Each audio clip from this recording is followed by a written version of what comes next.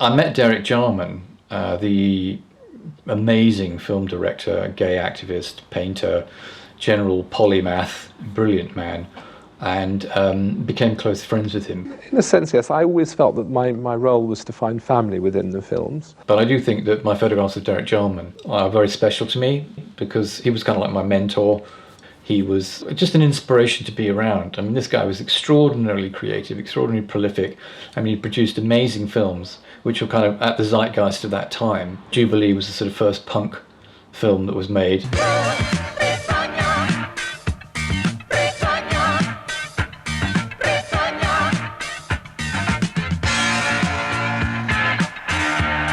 Every time I used to go to the West End, I would pop into his flat.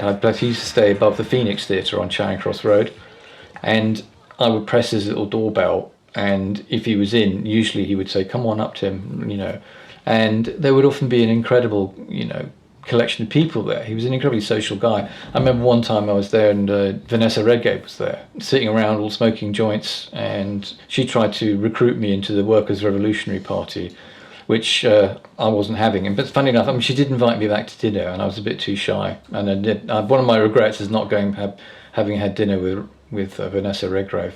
I can remember going to the BFI South Bank on a rainy Sunday afternoon with Derek to watch The Red Shoes, the Michael Powell masterpiece.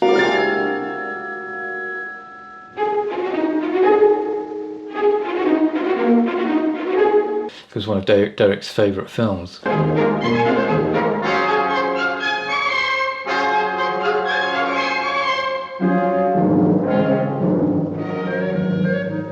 It was just extraordinary. So Derek opened up a whole world to me of cinema. It was my friendship with him that got me into film school. The last time I saw Derek, because Derek's gay and he got AIDS, and at that time it was a death sentence. It doesn't upset me, and I'm so used to living with illness now that I can't imagine anything else. It's completely subsumed like real life. Actually, I went down to Dungeness, where his house was. He had a beautiful little cottage right on the sort of fisherman's cottage on the sea there, and I hadn't been before, and I sort of just was in the area, and I thought I'd drop in and say hello. I knocked on the door, and out came Derek with his boyfriend, and his faces were covered with sores, and he looked really ill, and he said, "I'm really sorry, Tim, I can't have a chat now. I'm going to hospital." And that was the last I saw of him. He died actually a few months later.